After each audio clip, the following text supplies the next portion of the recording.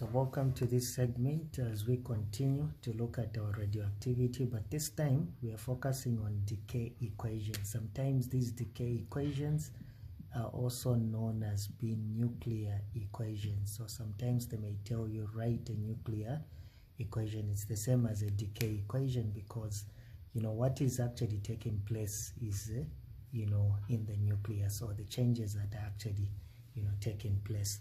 So for example, it says polonium-210, that is the nucleide notation, can undergo radioactive decay by emitting or producing an alpha particle to form lead. What is an alpha particle? Now of course you need to remember that when they tell you to say what is an alpha particle, they're simply asking you about the nature of an alpha particle. So when we talk about the nature of an alpha particle, we simply say it is an helium nucleus. So it is actually an helium nucleus in nature, meaning that if it is an helium nucleus, it has actually proton number 2 and it has also a mass number of 4. So it is an helium nucleus. So sometimes we use the notation, we use the symbol for alpha, we give it proton number 2 and 4. That is what we are going to be using there. So that's what they need to tell you. So remember, there are 3 types of ionizing radiation that can be produced from a nucleus that is radioactive. It's either an alpha particle, a beta particle, or gamma rays. We don't say particles because they are high energy rays. Right? So after you highlight what an alpha particle is, they can also ask you what is a beta particle. A beta particle is an electron, or a fast moving electron. That's what you can simply say. So sometimes you are going to find they are going to be using, this one is a symbol for beta. They'll ask you what is a beta particle. A beta particle is simply a fast moving electron, or you can just say it is an electron. Now an electron, if you look at the nucleide notation for an electron E, it has got mass number 0 and proton number -1. So sometimes instead of using that, we can also use a beta particle, give it a 0 and a -1. So those are symbols that you are going to be finding. So that simply means it's a beta particle. So if the nucleus produces a beta particle, it simply means it's an electron. The nature of a beta particle is that it is an electron. Then the other particle is what we simply call as being gamma rays. So for gamma rays, you are going to find that gamma rays, the nature of these gamma rays, they are just you just need to say electromagnetic waves. So they are just electromagnetic waves. Now for these electromagnetic waves, you are going to find that they have got no mass and they have got no proton number. That's what you need to remember. So in most cases, gamma rays are produced when alpha or beta particle comes from and the nucleus has excess energy. Then that's when gamma rays are going to be emitted. So therefore, let's try to show you now, since you have an idea of these 3 particles, let's try to show you how you can actually write a nuclear equation or a decay equation to show the changes that are taking place in the nucleide of the parent to form up a daughter. So it says write the equation for the radioactive decay of polonium-210. So they want us to write a decay equation. So you write the parent nucleus, which is actually polonium PO, proton number 84 and 210. That's the nucleon number. So this will change into a different nucleus, but they have told us that it emits an alpha particle to form lead. So it is actually producing lead. So lead is becoming the daughter nucleus that we're having. But of course it does that by emitting an alpha particle. Remember, if you want, you can use the symbol for an alpha particle, or you can use that one, there's no problem. Now each time that an alpha particle is produced, the proton number reduces by 2. So what we do, it's like 84 minus this 2 here, which will give you 82. So the 82 is what you're going to write on the daughter nucleus.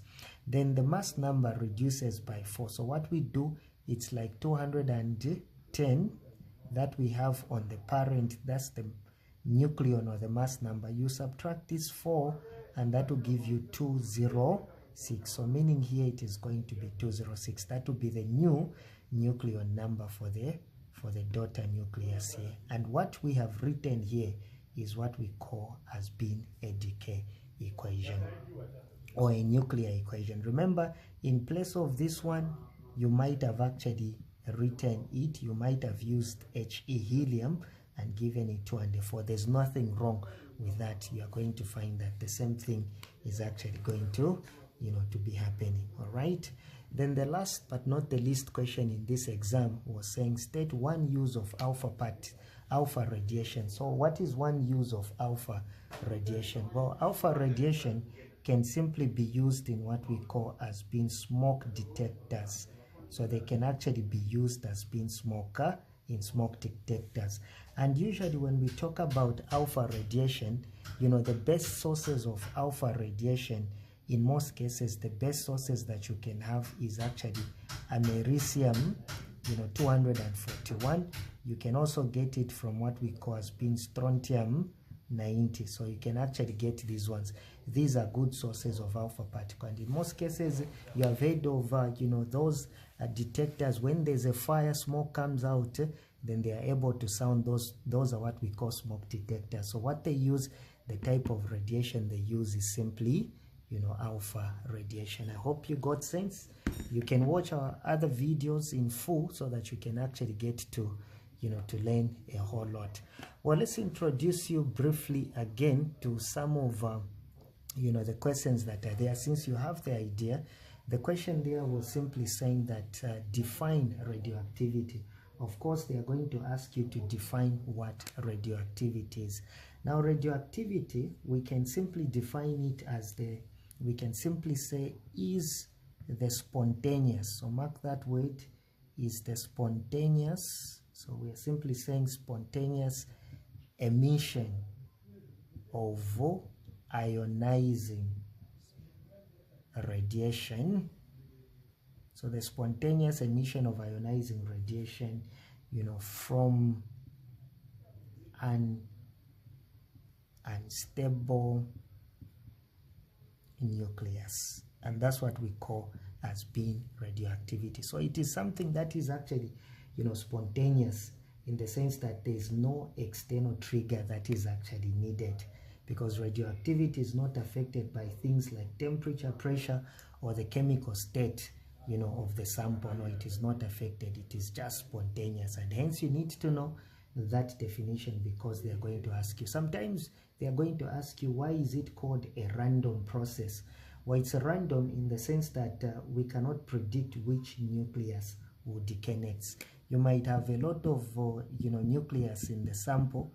You might have a lot of nuclei in a sample, so you can't detect. If this one decays, you cannot say this one will be the second one. No, any of them can actually, the probability of decaying can come to any of them. Maybe this one is the one that will actually decay. You cannot say again, no, because this one is too close, it will decay. No, maybe this one is the one that will decay. No wonder we say it is actually random. There's no way of telling with certainty which nuclei will decay at a particular time. I hope you have taken note of those. Those are important exam tips that you need to remember. Look at B. It says radon nuclide that decays to form polonium by emission of an alpha particle.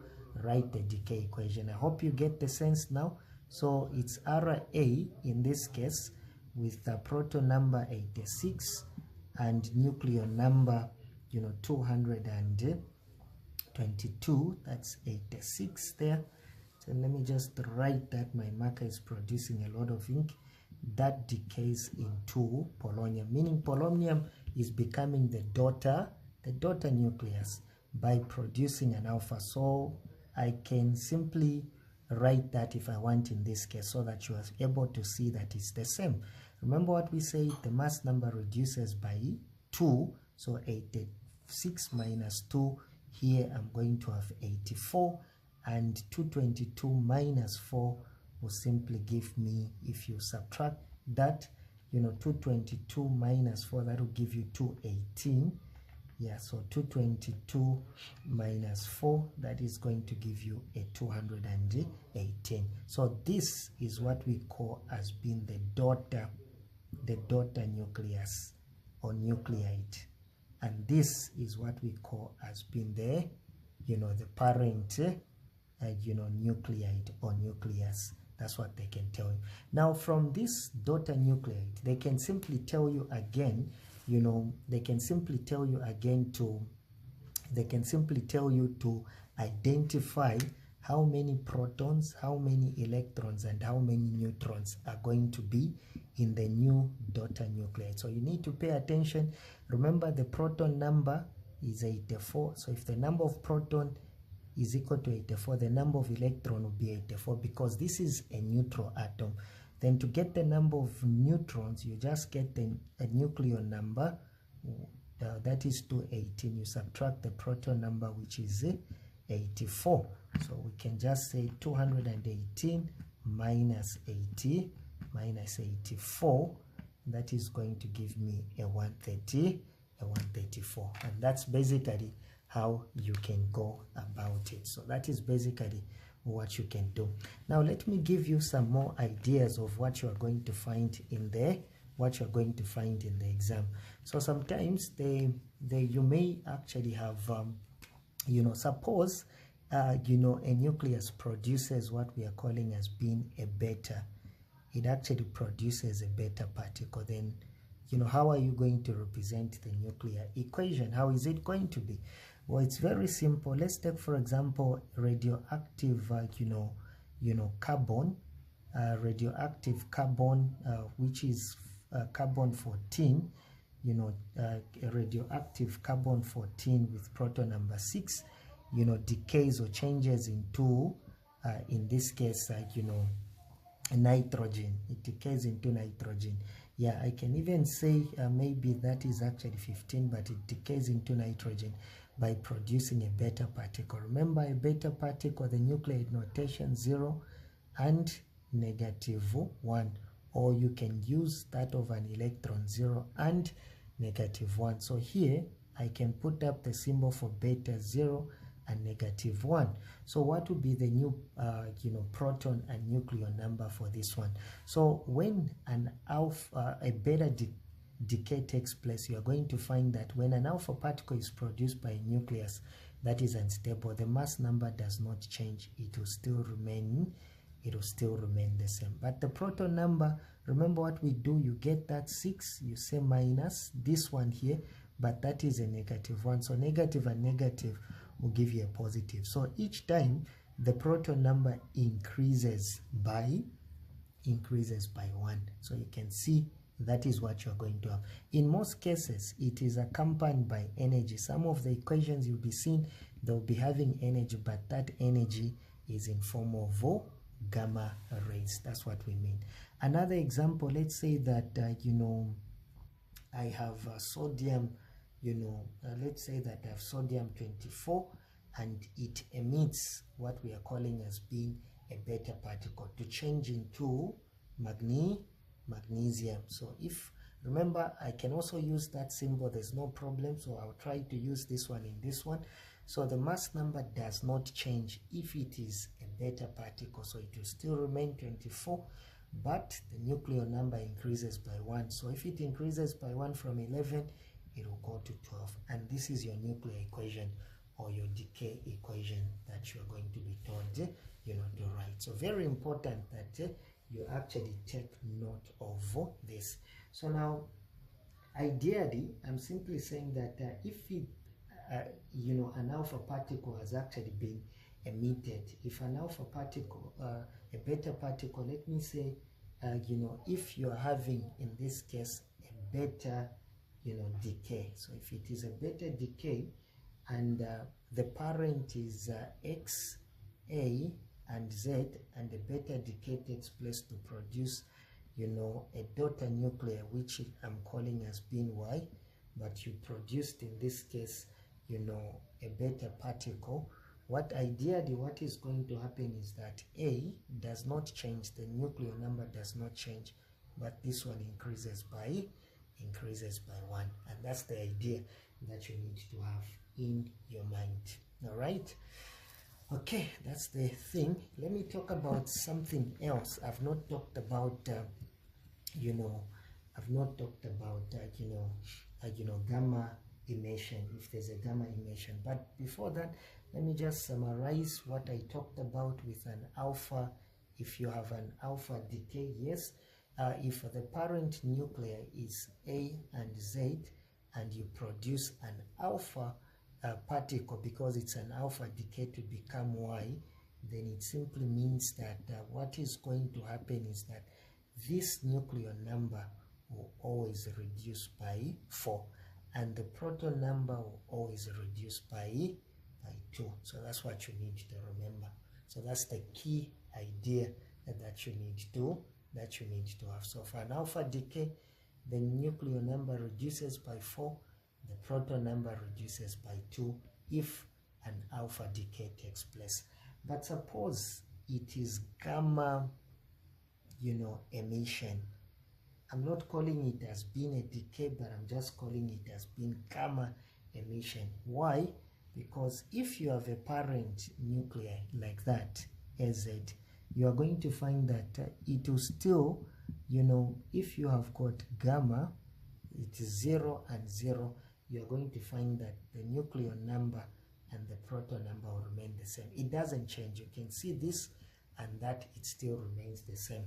Why? Because any gamma emissions that you are going to have actually results in just energy. So only energy is produced, but there's no changes whatsoever that will happen in the nucleus. So these are important things that you need to remember.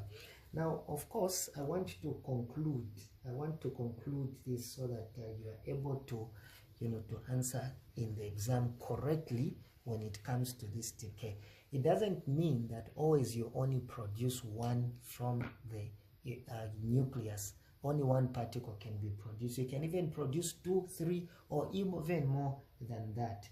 Let's take, for example, that they tell me that maybe an element, let's say that we have an element, like this question came in an exam, an element X with proton number 98 and 223 as the nucleon number, emits, 1 beta. So it emits 1 beta, particle. Then they said, followed. So they said followed by 2 beta particles. So that's what they told you. And they indeed asked you in the first question, it says,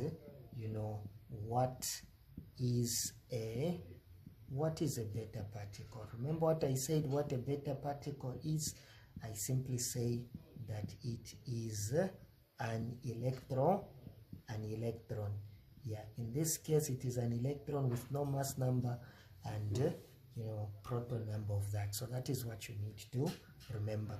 Now the big part was saying that write the decay equation. Now if we were to write the decay equation, how is it going to be? Okay, if I've got 98 and 223 and it emits, I don't know to what it will change, so you can use any letter, but remember it is emitting a beta particle. So beta particle is simply an electron. That's what we know. Now remember, in the first instance it produced 1 beta particle, then followed by 2 beta. So what was the total number of beta particles produced? You're right about it, it is 3. So that 3, you simply need to put it in front. So this is the same as saying 3 times 0, it will still give you 0. Then 3 times negative 1 will give you negative 3. So what I have here is the same as being written like that. So it simply means the mass number will still remain 223, but if you notice, the proton number will increase by 3. Why? Because we say 98 minus negative 3. 98 minus 3. Negative and negative will give you a positive. So if you look at that 98, it will give you here 101. 101s, and that's what it is going to give you. Now what they will tell you, like the way they said in this exam, they wanted you to identify the number of protons, electrons, and neutrons in the new nucleus that you're going to have. Remember, the proton number of the new daughter nucleus is 101. It means the number of electron will also be 101. So how do I get the number of neutrons? Get the nuclear number 223 minus 101. So it will be 223 minus 101, which is going to give me 122. Please watch out, for some other videos so that you can learn, especially if you are writing your GCE. But of course, if you want to contact us for quick revision, you can contact us on 0976 29 85 11 during working hours. Then we'll be able to basically attend to you. Thank you so much. You can subscribe so that you can be receiving notifications for new videos. Thank you so much.